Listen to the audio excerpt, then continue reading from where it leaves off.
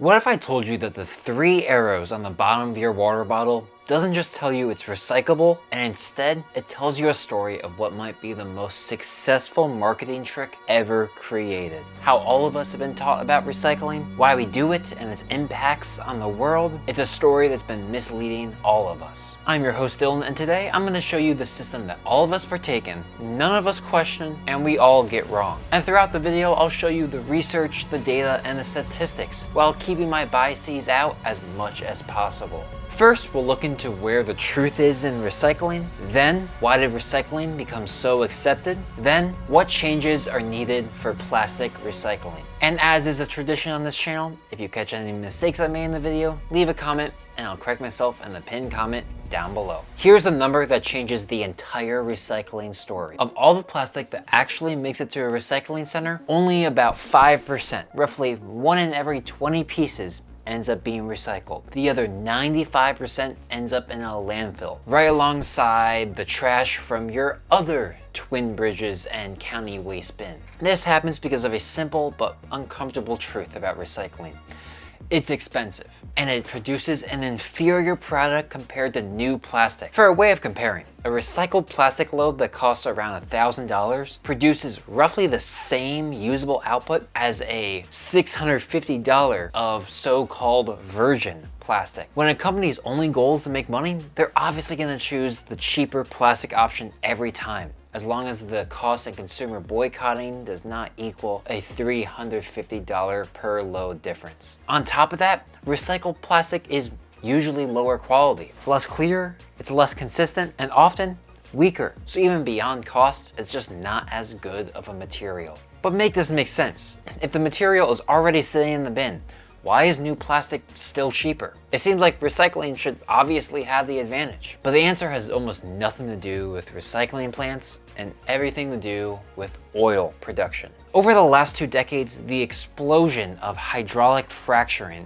also known as fracking, in places like Texas in the US has created an interesting situation. When companies drill for oil and gas this way, they don't just get fuel. They also get huge amounts of natural gas liquids as a byproduct that can be used to make plastic. But there's a big detail here. These byproducts are essentially extra and free. Fracking companies get the oil and these byproducts alongside of them whether they want to or not. And so they are willing to sell these plastic inputs extremely cheaply just to get rid of them and get something back for them. And as more and more fracking operations are set up, the amount of these byproducts have grown higher and higher every year. These byproducts are then used to create plastics like polyethylene and polypropylene, which show up in everything from grocery bags and food packaging to shampoo bottles and disposable containers. The result of this situation? A system where virgin plastic is so much cheaper that recycled plastic never even had a chance. And that completely wrecked the economics of recycling, because while the price of making new plastic plummeted thanks to fracking, the cost of collecting, sorting, cleaning, and reprocessing used plastics stayed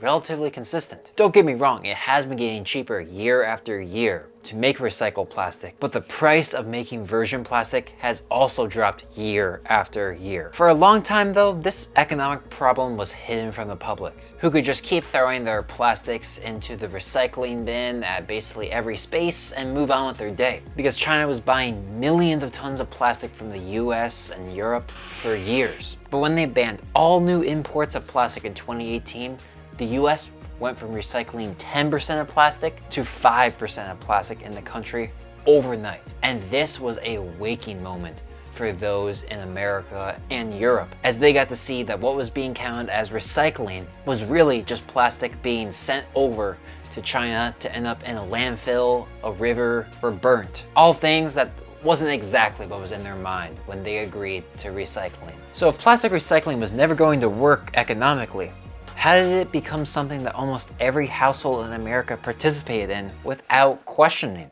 Well, it all traces its roots back to a ship. One ship carrying 3,000 tons of trash. In 1987, the ship known as the Mobro 4000 left New York City with 6 million pounds of trash. The plan was simple: dump it somewhere else. That somewhere else was North Carolina, because the town back in New York City ran out of space at its landfill, and North Carolina was there to accept it. This is pretty typical. Media and the public didn't really care either. Is what plastic companies thought, because after a rumor spread that there was dangerous medical waste from New York City hospitals, North Carolina ended up rejecting the shipment. And after this happened, a true national spectacle took place, as the boat continued onto Louisiana trying to off-ship its waste, but was rejected. Went to Florida for the same reason, got rejected. Then, really desperate, sailing all the way to Mexico, nearby Belize, and lastly the Bahamas. Rejected, rejected, rejected. It was so badly rejected by Mexico that they sent out their navy to intercept the ship so it wouldn't even get close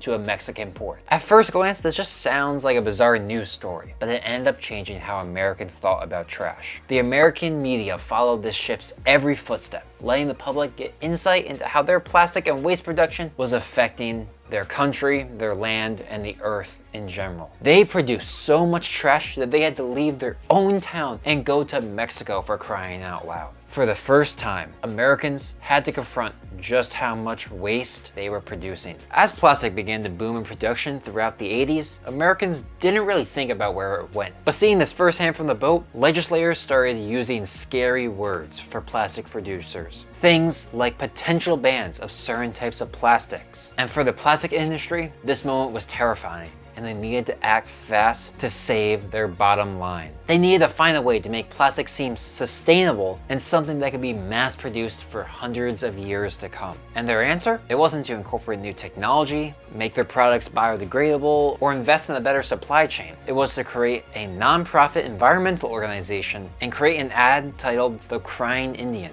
that showcased consumers polluting and trashing the earth as an American Indian watched and shed a tear. And crazily enough, plastic manufacturers weren't alone here, with some of the largest environmentalist groups in the US joining the campaign known as Keep America Beautiful as advisors. But obviously their intentions weren't about keeping America beautiful. It was about keeping America on plastic. The ads focused on how every American should recycle. Take a look at their bottles, their cans, and their containers, and separate them from the rest of their trash so that they can be reused indefinitely. From the outside, it looked like a way that a company's goal of making money and the good of society could link with one another. But that falls apart once you learn that the executives at these companies knew that recycling was never going to be economical, and they were never going to fully buy into the recycling system.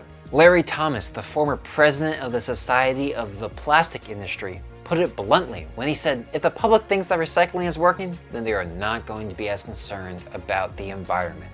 Now, once environmentalist organizations caught wind of what was going on a few decades later, they promptly left the group. But not before they got to witness and participate in the biggest lie the plastic industry ever did: the recycling symbol. It's true that there are 6 main categories of plastics and then 1 extra category for everything else. But calling them recyclable is a lie. Groups 3 through 7 will always end up in a landfill. Plastic bags, styrofoam, bottle caps are some of the most common of these groups that can go in a recycling can, but they will never be recycled. Now this does leave the door open for type 1 and 2 plastics like water bottles and detergent containers, but even with that, they're recycled at a 20% rate and 10% rate respectively. And the worst part is that the governments of the US supported this lie. In 36 out of 50 states, a plastic product must have the recyclable symbol on it, even if it's a group 3 through 7 plastic. And this gives people something dangerous, a sense that they're doing a good thing.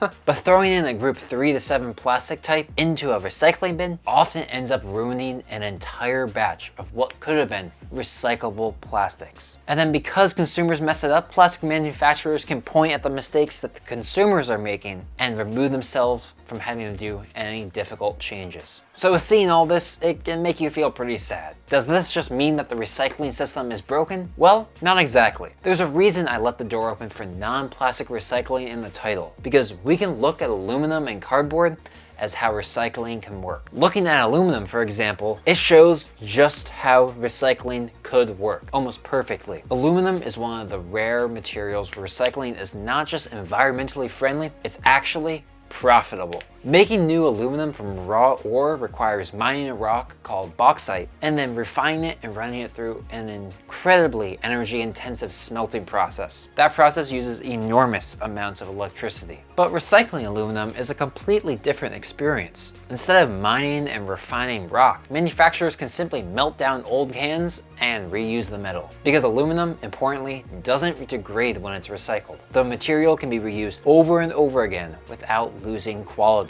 And the energy difference is massive. Recycling aluminum uses roughly 95% less energy than producing new aluminum from bauxite. That means for every one new aluminum can you make, you could recycle 20 aluminum cans. That huge energy saving translates directly into lower costs for manufacturers. So, unlike plastic, recycled aluminum is often cheaper than making new aluminum, which means that companies actually want it. Because being able to match the incentives of the company with what is good for society is how you get mass adoption. Which you can see in the statistics, as in the United States, roughly 2/3 of aluminum beverage cans are recycled. And globally, the metal is one of the most recycled materials on Earth. In fact, a large share of aluminum ever produced, around 60%, is still in use today because it keeps getting melted down and reused. But then you move over to cardboard and it works too, but for completely different reasons that could show the future for plastic. Cardboard boxes are mostly made from wood fibers, and those fibers can be broken down in water and turned back into wood pulp. At paper mills, used boxes are mixed with water, shredded into fibers, cleaned, and then pressed and dried into new sheets of cardboard.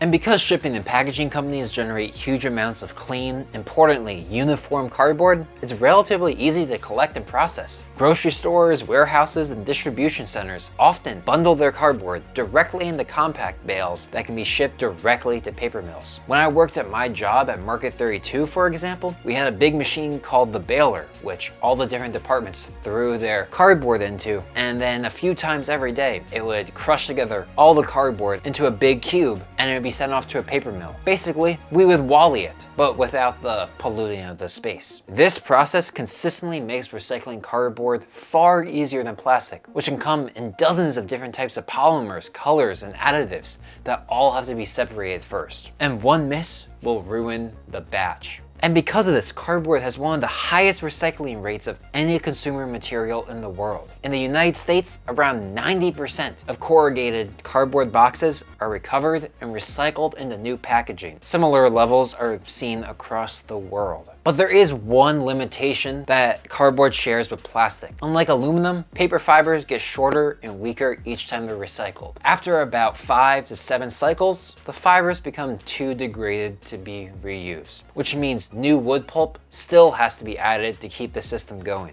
Still, compared to plastic, the recycling system for aluminum and cardboard actually works. The materials are valuable, the process is relatively straightforward, and companies have a real financial incentive to use them. So if we know these two systems of recycling works and plastic struggles, can we do anything to turn plastic recycling more into aluminum and cardboard recycling? Well, there's really one main idea that's floated around. Increase the cost of virgin plastic or decrease the cost of recycled plastic. Both of which would be policies from the government, which would both have the goal of making recycled plastic a more competitive product. Now, while both of them are trying to achieve the same goal, there's two different consequences depending on what course of action the public wants to take. If you increase the cost of virgin plastic, it will likely, whether it's true or not, be used to justify increased prices. And so after the policy was passed, you would expect general consumer goods to increase in price slightly. And for example, some governments introduced EPR, extended producer responsibility laws. Or you can go the route of decreasing the cost of recycled plastic, but then this would likely take the form of subsidies and taxpayer dollars, which would then have to be funded from somewhere. So are these things that you would support?